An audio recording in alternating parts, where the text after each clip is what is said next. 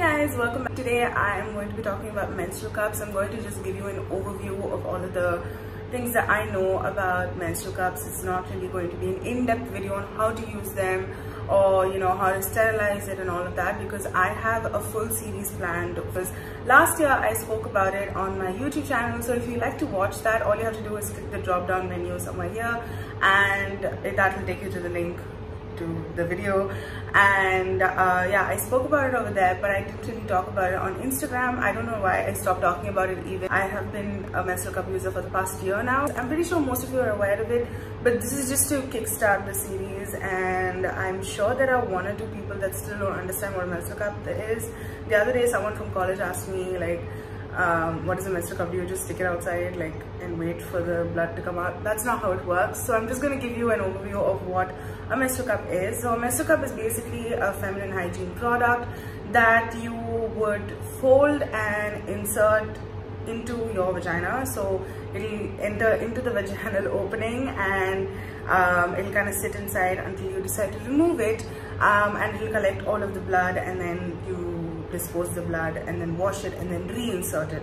So that's how you use that's the basic idea of a menstrual cup. You don't let this stay outside the vagina and just kind of wait for it to leak. That's not how it works. It stays inside your body, so there's no contact with the your thighs or any other area outside. It goes inside your body. My personal recommendation would be to keep it in for a maximum of 8 to 12 hours. But there are people who keep it for more than 24 hours. I don't recommend that because I think it'll be really weird and icky, and it'll just be it'll be weird, okay? And if you have a lot of blood flow on that day particularly, you might actually end up leaking. So yeah, that's not something that I would recommend, but 8 to 12 hours seems to be a good option. But if I'm at home, I try to change it out every 6 hours. When I'm home, I use a reusable pad, and when I go outside, I use a menstrual cup. Menstrual cups are proven to be leak proof, so if you are an active person, you can totally use a menstrual cup and go into the pool. Absolutely nothing will happen because everything is locked in, nothing is coming out, and it kind of just stays in. It doesn't come out. No leaking happening. You don't have to worry about leakage or irritation or chafing or any of that sort, because it's not going to affect anything at all, and you won't even feel a thing, you guys. That's the best part about a menstrual cup, is that you don't feel it at all. It's just there. It doesn't cause any pain, and it shouldn't cause any pain. If it does cause any pain, then you're doing it wrong, or you have something going on with your vagina and you need to go check your gynecologist. And usually menstrual cups are made out of medical grade silicone, and that's the one that I would recommend that you purchase. Don't just buy any kind of menstrual cup. Make sure that it is medical grade silicone, and try to find a menstrual cup that is made out of good quality silicone so that you can use it for a couple of years. Usually a menstrual cup can be used for more than 5 to 10 years. It really depends on the quality of the cup and how well you take care of it.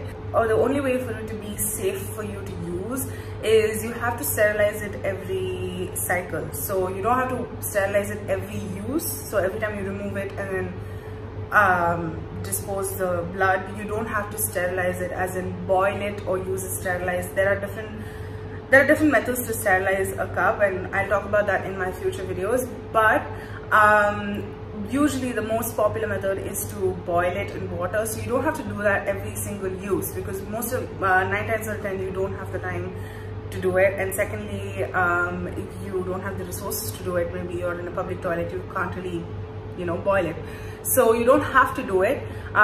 You can just wash it with clean water and insert it back in, and just use it. And once you're done with your cycle completely, you can boil it and keep, and then again boil it in your next menstrual cycle. Menstrual cups are a great option for people who are looking into first of all, it's extremely convenient.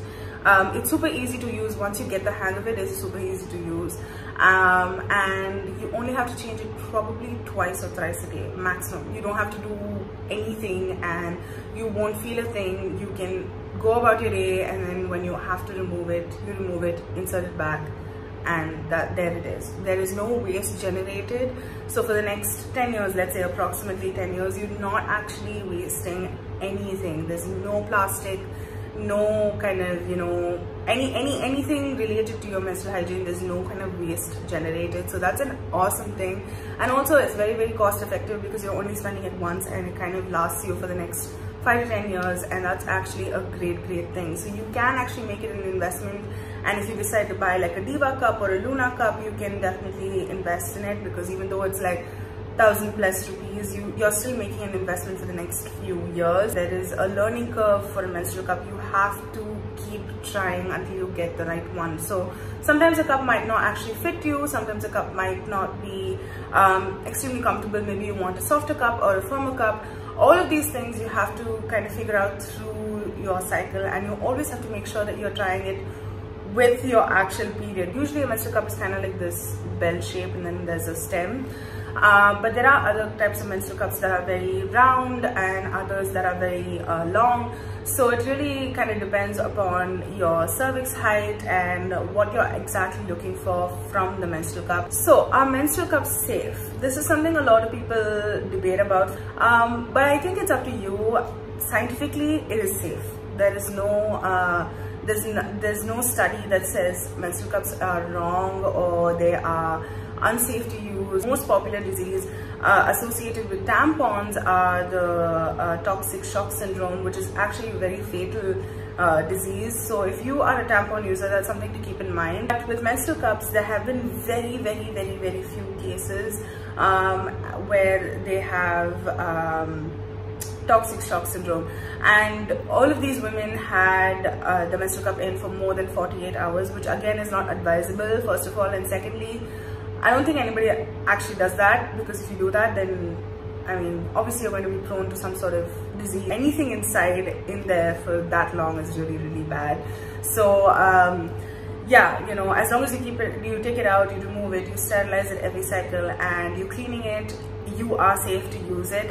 In fact, there have been studies in Kenya where women or girls who were given the option of using sanitary pads over menstrual cups, all chose menstrual cups, and most of them in Kenya are actually affected by sexually transmitted diseases.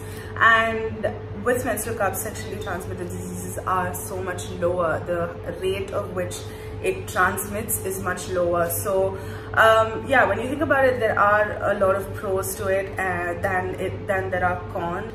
Yeah, in the future videos I'm going to talk about how I started using it. I'm going to talk about insertion, removal, sterilization, what kind of cups you can use for what types of cervix, and how to measure your cervix, all of that. Thank you guys so much for watching this video. If you like this, give it a like. Don't forget to go and watch my YouTube video that gives a more in-depth overview basically of what I just spoke. Don't forget to follow me and turn on post notifications. So yeah, I'll see you guys next time. Thank you so much for watching. Bye.